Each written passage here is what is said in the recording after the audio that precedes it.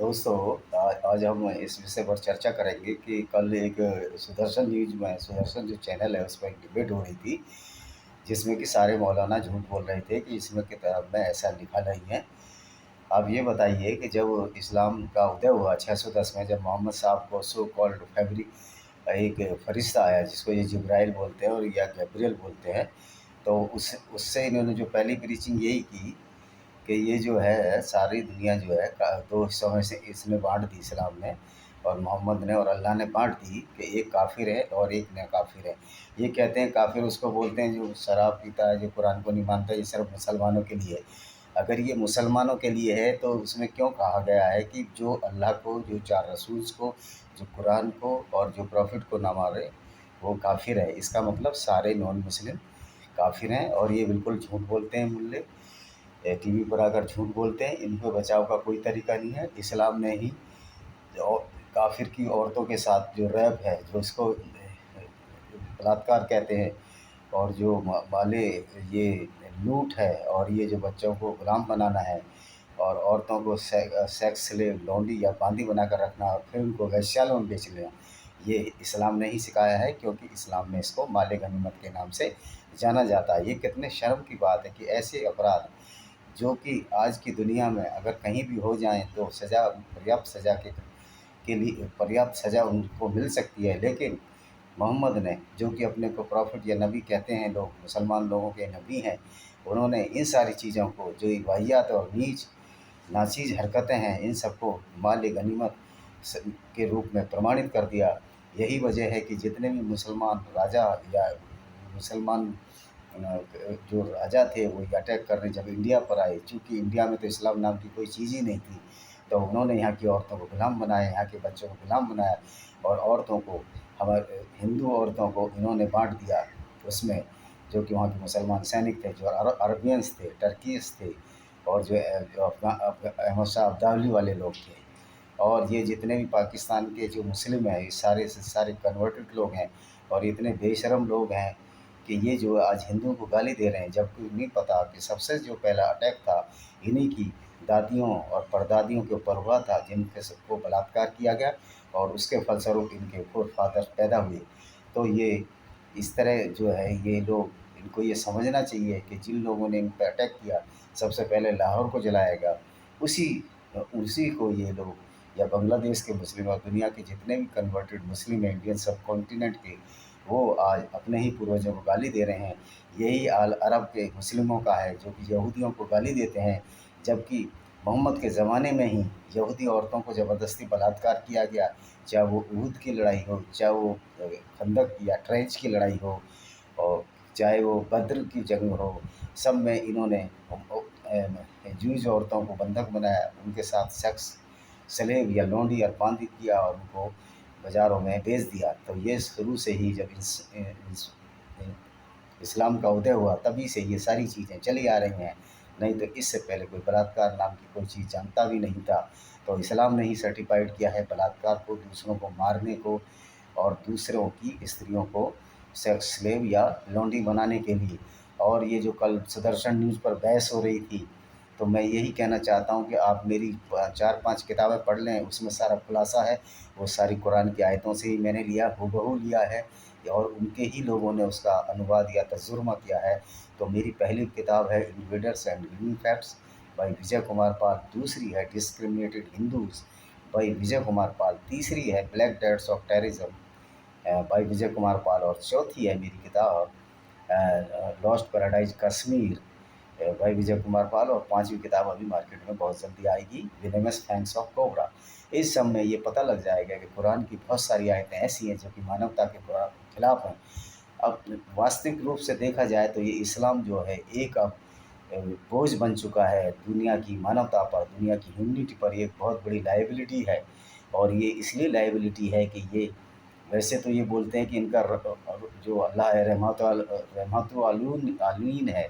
यानी कि रहमतुल आलमीन का मतलब है कि ये सब पर रहम करने वाला है, लेकिन उसी अल्लाह ने सारे जानवरों को काटने की इजाज़त कैसे दे दिया? आप पढ़िए कुरान की सृष्टि रचना में, जिसमें कहा गया है कि आप चौपायों को खा सकते हैं, आप मछलियों को खा सकते हैं, आप हर चीज़ को जो तुम्हारे खाने लायक है उसको खा सकते हैं। तो ये कैसा अल्लाह है ایک طرف تو یہ رحمت کا یا دیا کیا دکھانے کی بات کرتا ہے، دوسری طرف سارے جانوروں کو ہلاک یا مار دیتا ہے۔ عید میں اتنی بکروں کی قربانی ہوتی ہے کہ خون سے ندیاں بہہ جاتی ہیں اور بڑا ہی بیبھత్س درشیہ ہو جاتا ہے۔ اور مزے کی بات ہے، جو حلال کسٹم بنائی ہے یہ جانوروں کو یاتنا دینے کا طریقہ ہے، جس میں کہ دھیرے دھیرے اس کو تڑپا تڑپا کر مارا جاتا ہے۔ یہ کیسا اللہ ہے جس نے ایسے رول اور نیم پرتیپادت کیے جس سے کہ سارا سنسار تھرا گیا۔ اور ہمیشہ یہ دیکھیے کہیں بھی جائیے، جو مسلمان ہیں، مسلمان اگر وہ صحیح میں مسلمان نہیں ہے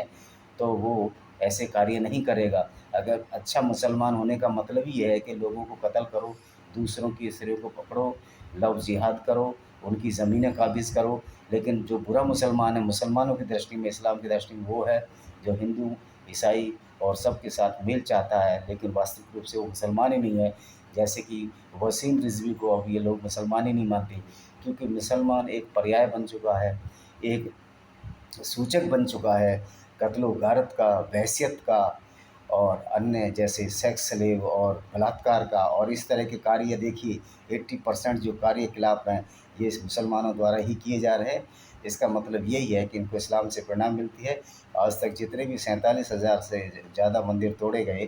اورنگزیب دوارا، اور انیہ کی گنتی کرو تو لاکھوں یا اربوں میں مندر توڑے گئے، کیونکہ ہر 8 یا 7 کلومیٹر پر کہیں بھی جائیے انڈیا میں آپ کو مندر ملے گا۔ یہ ابھی کی سروے میں گیات ہوا ہے کہ ہر 7ویں کلومیٹر پر آپ کو ایک مندر ملے گا۔ تو یہ مندر، یہ بہت جو مندر ہیں یہ بہت نئے ہیں۔ اتر بھارت میں تو کوئی ایسا مندر بچا ہی نہیں تھا جس کو توڑا نہ گیا ہو،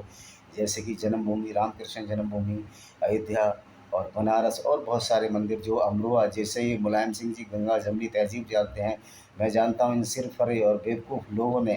جو یہ سیکولر لیڈر ہیں ہندوؤں کے، یہ ہندوؤں کے لیے بڑے گھاتک ہیں، اور ان لوگوں سے بچو، ان کی پارٹی میں ووٹ نہیں دو۔ یہ ہمارے ووٹوں سے ہے جو کہ میجورٹی ووٹس ہے، اور مسلمانوں کی ویلفیئر کر رہے ہیں، ان مسلمانوں کی جو اسلام کو مانتے ہیں اور جو ہندوؤں کو اپنا دوست نہ سمجھ کر کافر مانتے ہیں۔ یہ ہندوؤں کو سمجھ میں آنا چاہیے، چاہے وہ سماجوادی پارٹی کے ہندو ہوں، چاہے عام آدمی پارٹی کے ہندو ہوں۔ ابھی کیجریوال نے ایک ڈاکٹر انیس کو 1 کروڑ روپیہ دیا، جبکہ اور بھی ہندو ڈاکٹر مرے ان کو نہیں دیا۔ یہ ہر جگہ راجنیتی کرتے ہیں، اور ایسے لوگوں کو جو کہ روہنگا کو بسا رہے ہیں، کوئی بھی نیتا ہو، ان کو جوتے چپلوں سے مار کر ان کو سزا دینی چاہیے، چونکہ یہ دیش دروہی ہیں، اور دیش دروہیوں کو پیٹنے میں کوئی بھی اپرادھ نہیں بنتا ہے۔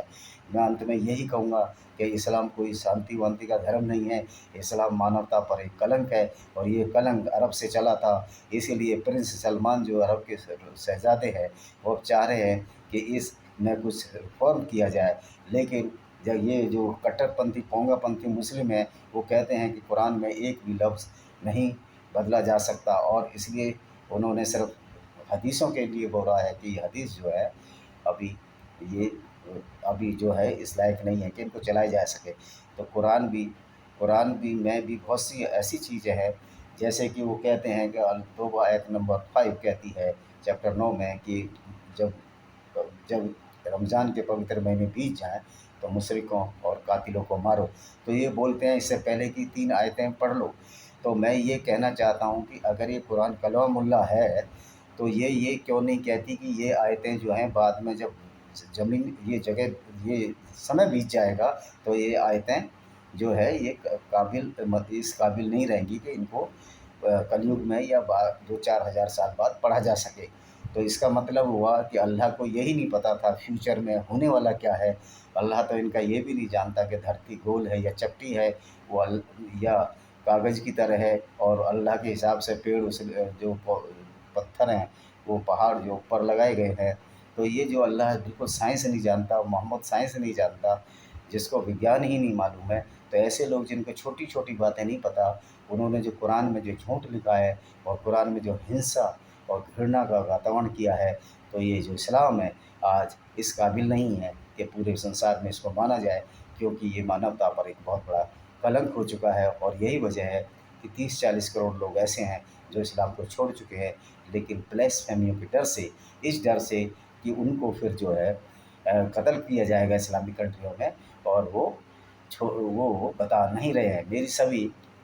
جو سمجھدار لوگ ہیں ان سے اپیل ہے کہ قرآن کو پڑھیں، مسلمانوں سے اپیل ہے قرآن کو ڈھنگ سے پڑھیں۔ قرآن کوئی ایسی پستک نہیں ہے جس کو تہذیب پستک کہا جا سکے، ورنہ یہ ایک ایسی پستک ہے جو پھر کرمنولوجی یا ایک طرح کا آتنک پھیلاتی ہے انہیں شبدوں کے ساتھ میں اپنے اس